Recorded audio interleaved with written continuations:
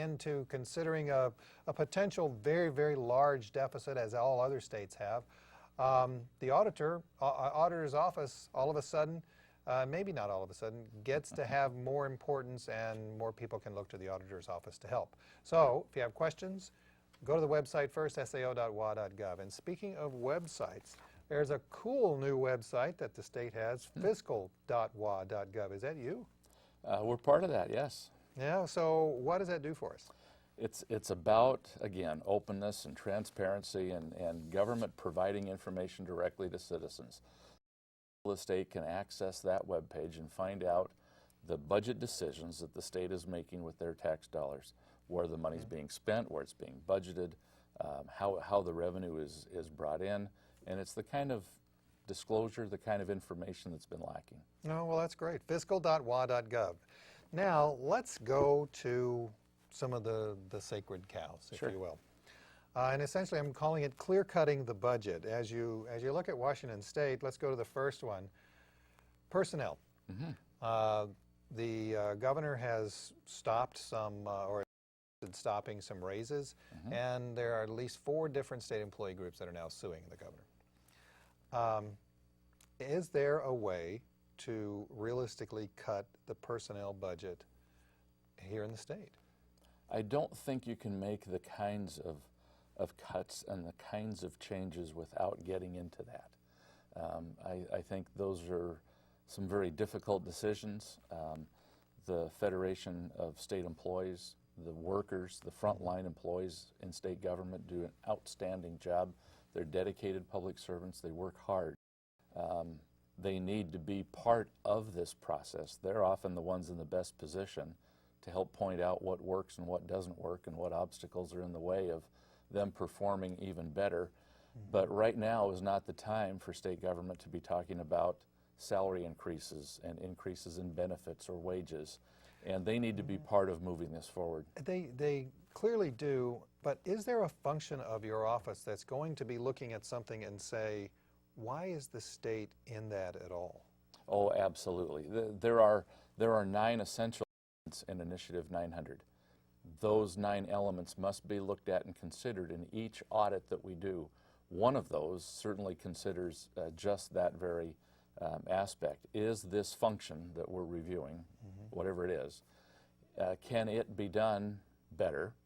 Can it be done better if it's not done by public structure, either a state or a local government? And we need to consider that every time, and we do when we're making those kinds of recommendations. And I wanted to ask you this. Liquor stores. Yeah. I mean, you know, and it's probably not a big expenditure, but I mean, and I don't know, does the state make money off of liquor sales? Well, as an operation of a store? I have a philosophical problem with that, too. I really don't think that state government should be either in the alcohol or the gambling business. And I think other states have proven very well that the state can regulate just as well and just as effectively and actually increase commerce and make more money for the state if those liquor sales are handled by private businesses. Okay, now both of those are and sacred cows, aren't they? somehow the cost goes down when they do that. And those are both sacred cows. They are, but it's. And they're not going to find any new pasture, are they? Not on their own. Okay, let's go to the next sacred cow, since we're talking about moo things here. Education. I will tell you that I have lived in several different cities around the country, and I have never seen a city the size of Seattle or close to the size of Seattle that has so many schools, meaning that there's so many different administrators over a small population of students. Is that the kind of thing that you would look at in the auditor's office? Yeah, we already have. In fact, you look at how decentralized the Seattle School District is. That's one recommendation we made in an audit report last year, that the Seattle School District go a little bit further than they even had at that time in consolidating or closing additional schools, bringing a lot of that operation back in centrally, eliminating a lot of positions, but a lot of that is, you know, those administrators and mid-management. That's not going to affect the education delivery system inside that classroom. And in fact, then when Seattle School District was facing budget problems beyond what they first anticipated. They pointed to our audit report and said, you know, I think they're right. We need to close some additional schools. Well, but it's a sacred cow, and it's been very, It's very tough. difficult. The last superintendent of Seattle schools just basically said, you know, I can't take it anymore because, you know, you're not going to do what you have to do. The next superintendent is saying essentially what the superintendent said, and she's having problems too. And at some point, it has to be beyond the superintendent, and I think the superintendent in Seattle is doing an outstanding job. The school board is the elected body responsible for those kinds of decisions. They've got to belly up and do it. Well, when does the state step in and say, we're not going to give you any more money?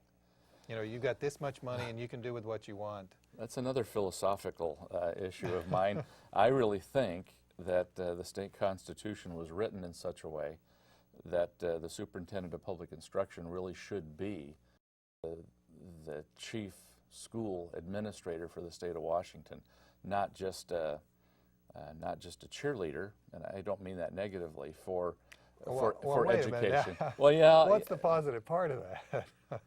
Okay, but I really think that if the schools around the state, there are 195 separate school districts, public school districts in the state. Wow, If but they there's only manage- 39 counties, right? Correct, Okay. correct. And if the superintendent of public instruction really were the chief superintendent over those districts and set consistent policy, I think that would be a better way to manage it. Well, it's such a big part of the budget, but it has been such a sacred cow. And Sure. the education community has been very, very supportive of many of the people who are in office today. Sure. You know, anything in that that's going to go out to a new pasture? Well, take a look again at some of the audit work we've done where we've pointed out some problems with travel expenditures within school districts. It's a small amount, though. Oh, and it's not that small, and there is a principal involved, and I don't mean a principal in a school building. But we looked at a couple of school districts in southwest Washington where, for instance, and it sends a terrible message when these school districts are coming to Olympia clamoring for more money, but their administrators are going to conferences around the country buying $50 crab seafood dinners and staying in $300 a night hotel rooms. Now, I don't know. I tend to think that maybe if that $300 a night times however many people went there were actually spent in classrooms, you could buy some books. Not a bad point. Let's go to the next sacred cow, and it is healthcare. But before we get to healthcare, we'll think about that. We have Brian Sonntag, the Washington State Auditor, with us tonight, right here on Public Exposure. Go to the website, sao.wa.gov. You're going to learn an awful lot. While you're there, by the way, you might kind of slide right over into fiscal.wa.gov, but you can get there on that website, too. Way to go, Harry, in there.